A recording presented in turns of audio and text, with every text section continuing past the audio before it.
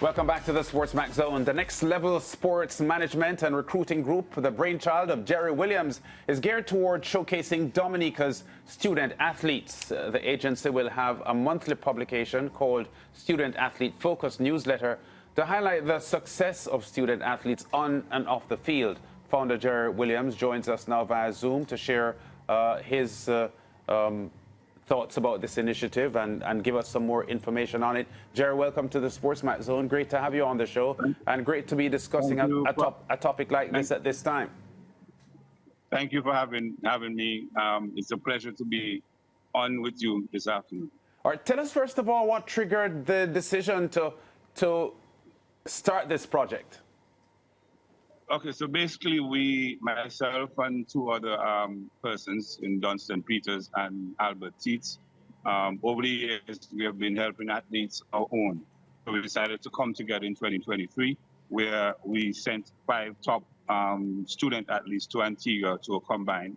A few got scholarships from that, and basically we decided to form this company to help young student athletes develop. We have a 9-month program which we put them through, develop them throughout that 9 months, and also seek scholarship opportunities for these players. Yeah. So what qualifies these students and what's your selection process like? Basically, your performance at the school level, also at your club level, the determination, your skill level may not be at the utmost best, because what we have done, we have incorporated and hired some experts in Solke Emmanuel and Leslie from Guadeloupe, who basically adjust work with the athletes in regards to developing their skill set. So once you have, the main thing is the drive. Once you have the drive and the determination, you stand a chance to be a part of the program, and within that 9 months helps develop you, position you in front of different colleges, in front of different scouts, and then they basically take it from there. Again, we tell the students it's up to them. We can't want it more than them. The parents can't want it more than them. They have to want it. So in a typical 9-month program, as you said, this started in 2023, so you don't have an extended time period yet to give us a sense. But typically, how many students would fall into your 9-month program? Okay, so presently we have 9 students whose overseas scholarship coming out of the program. A typical, how should I say it, recruiting or how they are still, well, what they go through for the 9 months. We do 3 terms, which starts in October, ends in the first terms, and in December we do a regular training on Saturdays, specialized training. They are part of clubs, so they have to do at least 10 to 15 hours of training during the week. We assess them on a Saturday, and there are times, well, presently we are hosting a 5-day camp with our overseas TD for basketball. So we put them through rigorous, at the end of every term, we put them through rigorous training sessions. We prolong the training session throughout the week, but then on the week, before the term is completed, we do specialized training on Saturdays. Yeah. Most of the especially in football, most of the kids are a part of Premier League teams, which the Premier League is going on at the present moment. So they train with their club, and then on Saturdays we do specialized training. Yeah. How impactful do you think this project is, Jerry? Because I know in the Caribbean, because the sporting infrastructure is underdeveloped, it really is school age, secondary school age, and school environments that help to develop athletes. Well, the sporting side of them. Of course, they're at school, so they're doing their academics. But there's a heavy reliance in the Caribbean for the school infrastructure to develop athletes. So having said that, how impactful do you think your project is? Well, it's impactful because we have assessed exactly what you just said. A lot of the times we find we have a lot of athletes in the school program. What we realize that after school is completed, after they finish playing in the school program, there is not a structured system for them to continue. So a lot of them, if they don't make it on a pro circuit or to college, they fall on the wayside. So that gap is what we have filled and it has become very impactful. For the first year, it has struggled a bit, but because of the fact of our success story in regards to we have 9 athletes so far, it is very impactful. Yeah, and speaking about the impact, there is an ongoing basketball camp that's taking place. Tell me a bit more about it. It ends tomorrow, right? Well, it ends tonight, actually, and we have the coach with us, and I would really like him to, elaborate on what we're trying to do in regards to not only Dominica, but in the region. Presently, we have at least 8 student athletes from Guadeloupe. They're on break, and so they have joined our local players for that 5-day camp. All right, well, Lance, we're going to get the coach to come on now. Yeah. And while they switch, basketball camps for the youngsters are so important because, as you said, some of these youngsters, they really depend on just school where sporting activities are concerned. It's the first place for some of them where they're introduced to sport, as opposed to if they come from a family where, their parents enroll them in like swimming or anything like that. But I'm eager to talk to Coach because I know there were a lot of participants in this camp and I want to know if it went how they expected. Yeah. All right, do we have the coach with us yet? All right, Coach, welcome to the SportsMax Zone. We were just talking to Jerry a bit about the basketball camp, and he felt like you were the right person to tell me a bit about it. And did it go the way you expected? I don't think he's hearing well.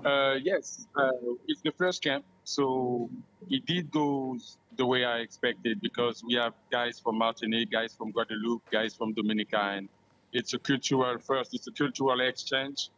And it's a different vision of basketball, and we have to put everybody speaking the same language, sports, basketball.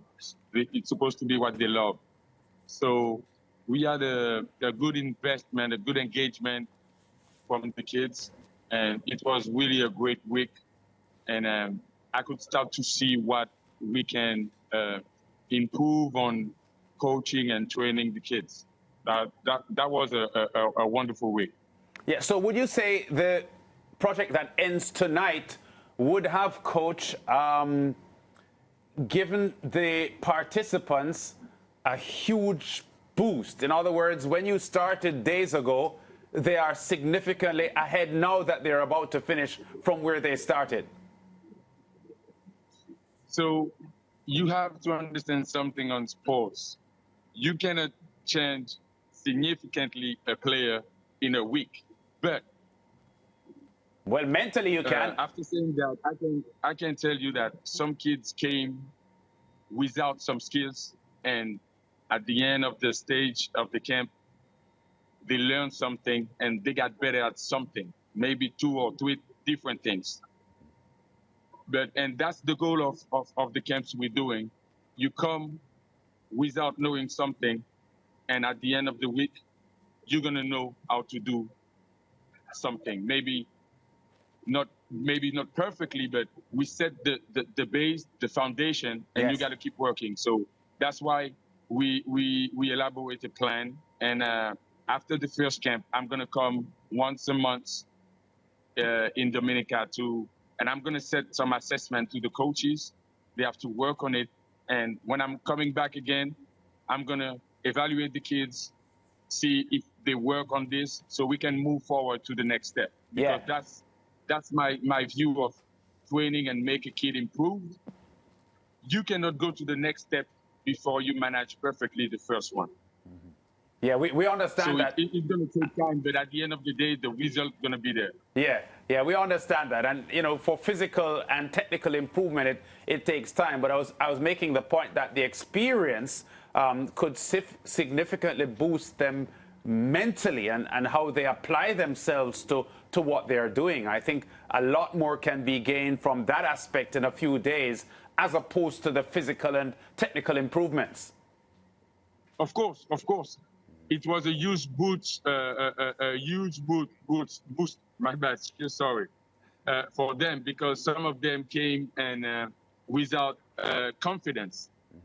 And by training and improving and working hard and see the other kids the same age, what they're capable of doing, and the difference of the quality training they get, you can see some of the kids really improving the self-confidence and the self practicing. I saw some kids after the training stayed in the gym and work on what we just learned. So this is really good. This is really impactful, and I think they are the pioneers of the camp, and they will talk about it all over the place.